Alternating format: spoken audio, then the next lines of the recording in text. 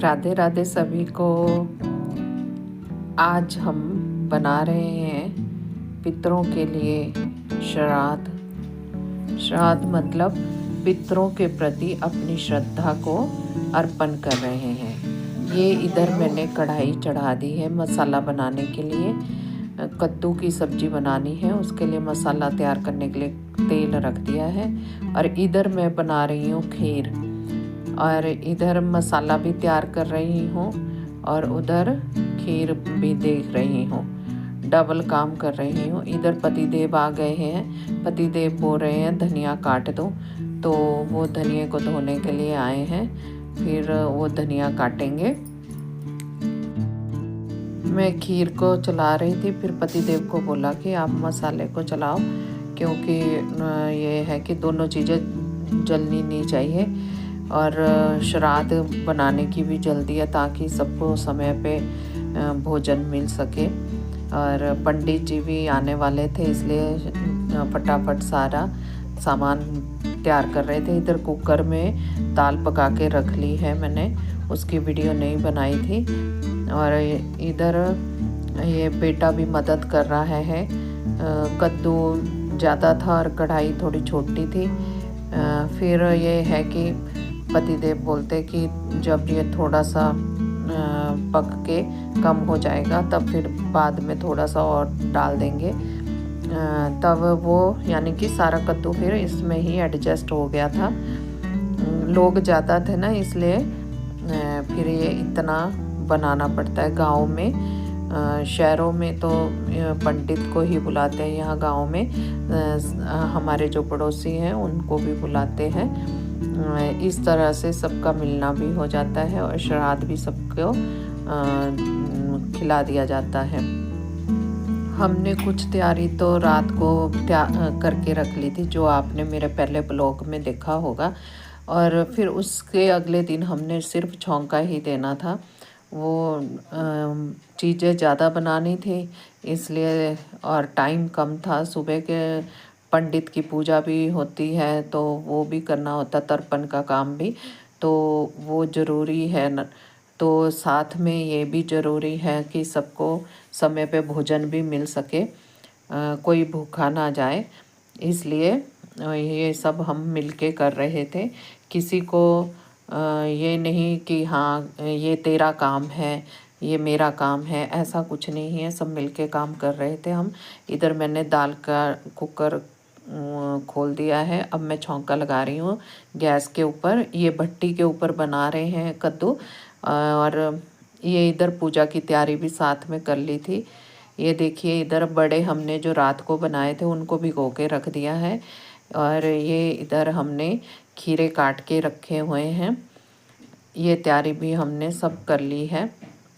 और ये कढ़ाई जिसमें कद्दू बनाया था वो भी धो के रख ली है। अब पूरियाँ तलेंगी इसमें। और इधर ये रायता बना दिया है, जिसमें बड़ों में डाल के ये रायता दिया जाएगा।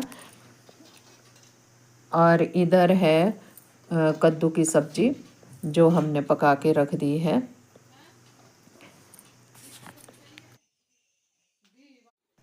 अब इधर हम पूरियाँ तलने लग गए। मैं पूरियाँ बेल रही हूँ और ये मेरे पति देव तल रहे हैं।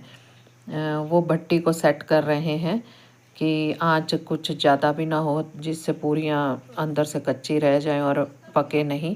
तो वो सेट कर रहे थे आँच को। और मैं इधर जो पूरियाँ बेल रही हूँ वो मशीन के साथ है, और मैं तेल में डालती जा रही हूँ और पतिदेव उसको निकालते जा रहे हैं।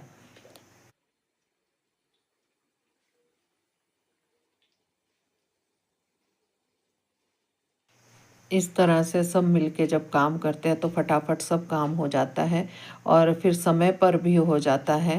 अगर किसी एक को करना पड़े तो उसके लिए बहुत ज़्यादा पड़ जाता है। इसलिए ये सबका कार्य है और सबको मिलके, मैं तो सबके लिए यही सलाह दूंगी कि सबको मिलके काम करना चाहिए। कोई ये नहीं कि ये तेरा काम है, इस तरह से नहीं बोलना चाहिए।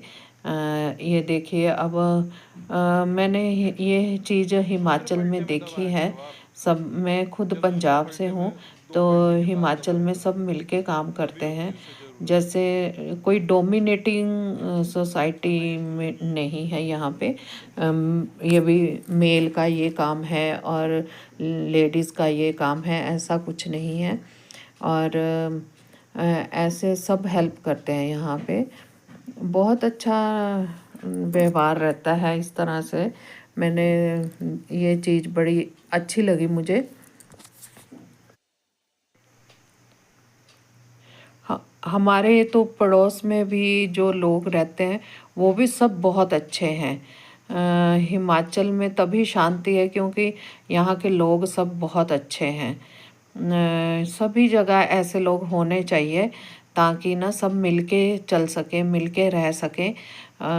तभी हिमाचल जो है शांति वाला इलाका है।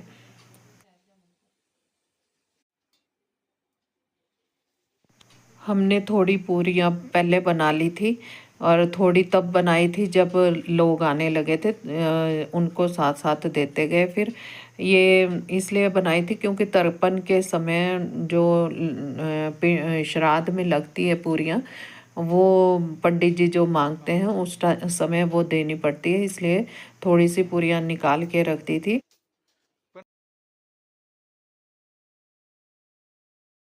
देखिए कैसे फूली फूली पूरियाँ बन रही हैं।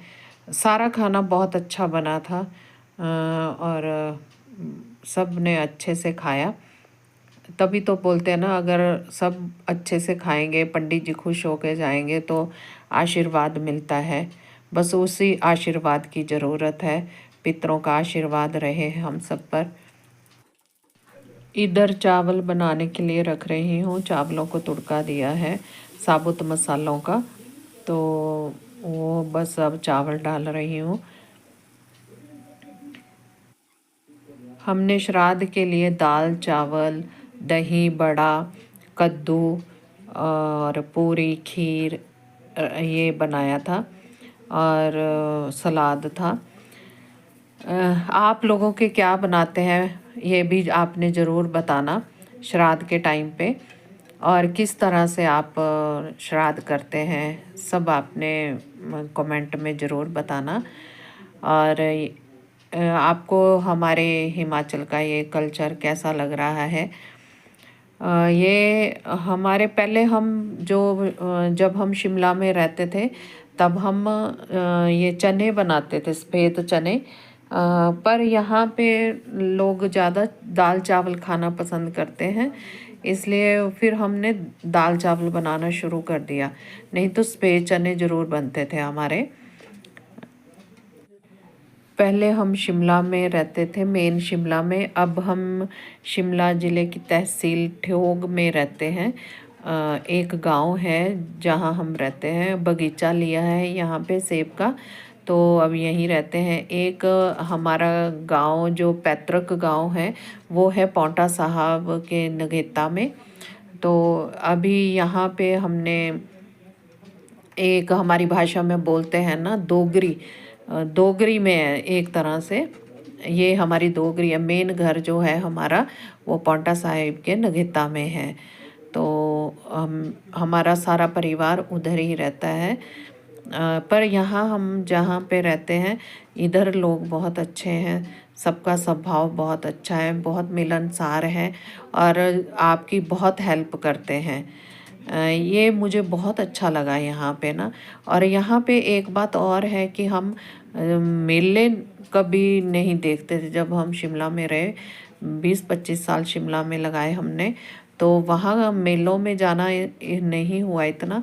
जबकि आपको यहाँ साल में 4-5 मेले मिल जाते हैं जो आपको बहुत खुशी से भर देते हैं। वो बहुत अच्छा लगता है। और यहाँ पे सबके साथ जब आप मिलके सब गांव के लोग जो हैं पड़ोसी हैं आपके, वो जब आप मिलके सब जाते हैं मेलों में उसका आनंद और ही ज़्यादा होता है। और सब फिर मिल बांट के वहाँ आप जो भी खाते पीते हैं मिल बांट के होता है सब कुछ। बहुत अच्छा लगता है, यानी वो शेयरिंग इज़ केयरिंग। इधर चावल पक चुके हैं। अब पंडित जी के आने का वेट हो रहा है। हमारी सारी तैयारी हो चुकी है और इधर पंडित जी भी आ चुके हैं।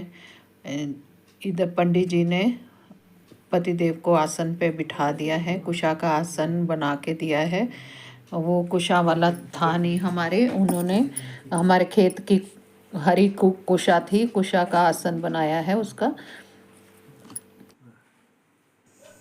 एक और चीज़ हिमाचल की ये बहुत अच्छी है, यहाँ के पंडित बहुत अच्छे से पूजा करवाते हैं। आपको संतुष्टि होती है, वो एकदम से भागने की नहीं करते हैं, तसल्ली बख्श काम करते हैं। वो मुझे बहुत अच्छा लगा। आज मेरी सासू माँ जी का श्राद्ध है, जिसकी तर्पण विधि मेरे पति देव कर रहे हैं। हमारे घर में काफ़ी बड़ी फैमिली है गांव में, तो पिताजी का श्राद्ध गांव में देते हैं और हम यहाँ माता जी का दे रहे हैं। कभी हम पिताजी का देते हैं तो वो माता जी का श्राद्ध देते हैं। इस तरह से पंडित जी आके विधि वो करवाते हैं। कर रहा हूँ, इसे आपने स्वीकार कर लेना। मेरे पितरों को मोक्ष देना, वैकुंठ की प्राप्ति देना, सदगति देना, बेतरनी से तारण करवा देना और मुझे और मेरे परिवार को पितृ ऋण से मुक्त करवा देना।